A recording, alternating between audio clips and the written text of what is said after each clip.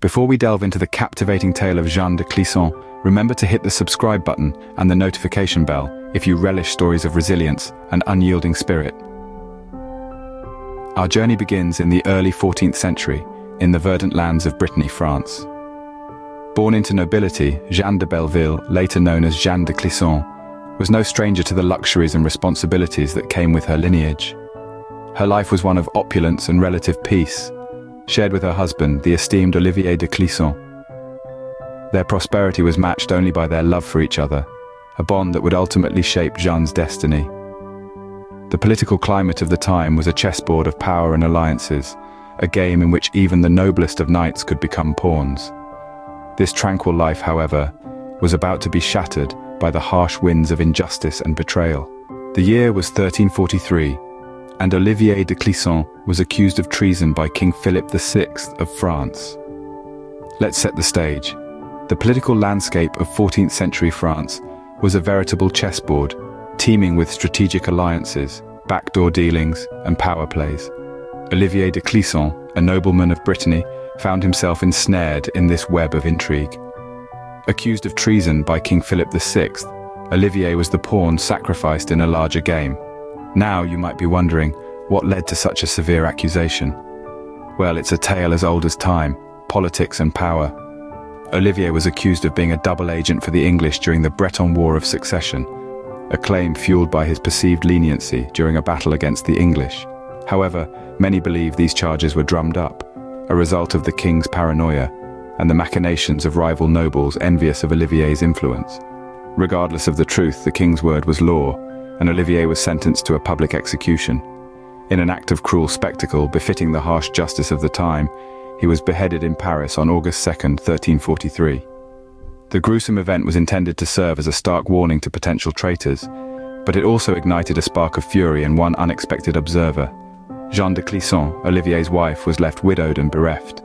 But her grief quickly transformed into something much more potent, a thirst for vengeance.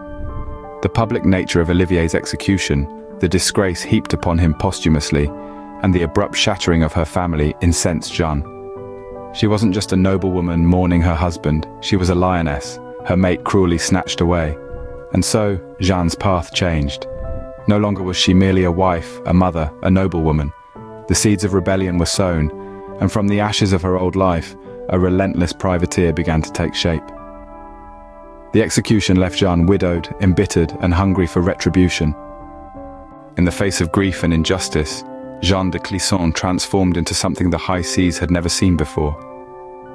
Her world was shattered, her love unjustly taken from her. But instead of succumbing to despair, she chose a path of retribution, a path that would echo through the annals of history.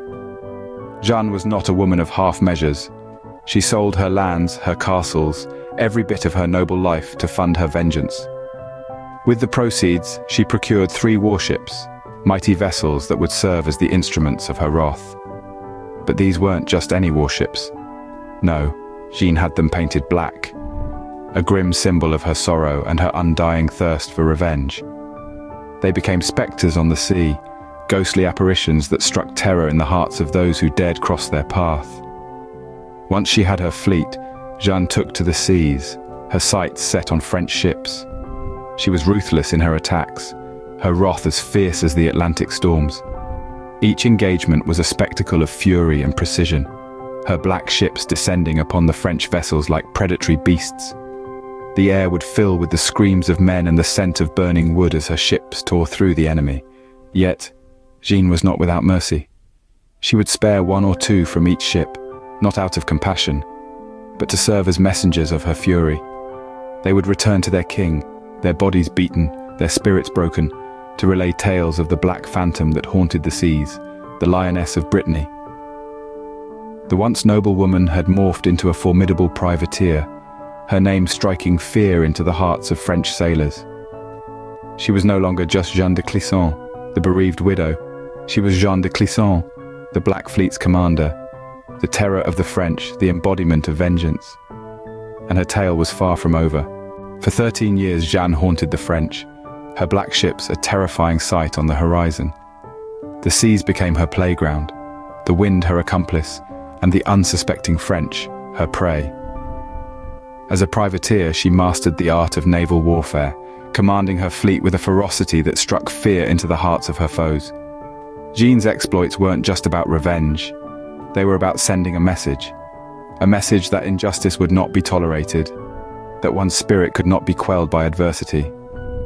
Each ship she sunk, each French noble she captured, was a testament to her indomitable spirit, a reminder of the price the French king had to pay for his treachery.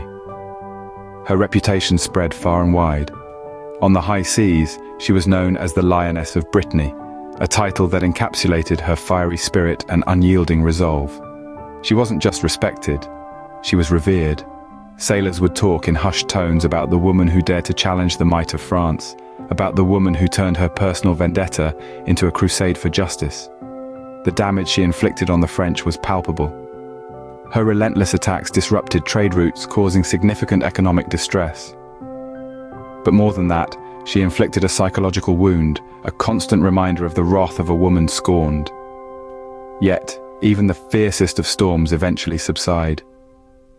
After 13 years of relentless pursuit, Jeanne decided to hang up her cutlass. She retired to the relative calm of the English countryside, remarrying and living out her days in peace. But her legacy was far from over. The tales of her exploits continued to echo across the centuries, inspiring countless others to stand up against injustice. Jeanne de Clisson, the Lioness of Brittany, had etched her tale of revenge into the annals of history. The tale of Jeanne de Clisson serves as a stark reminder of the lengths one can go to seek justice.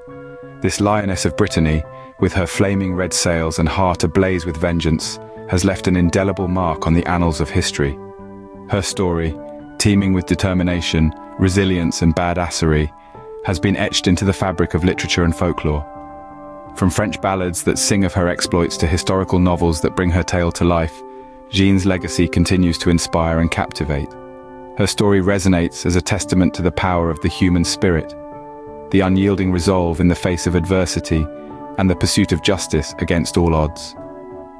Jeanne de Clisson, the noblewoman turned privateer, serves as a beacon of strength and tenacity echoing through the centuries. As we bid adieu to the tale of this formidable woman, don't forget to subscribe and hit the notification bell for more stories of indomitable spirit and resilience.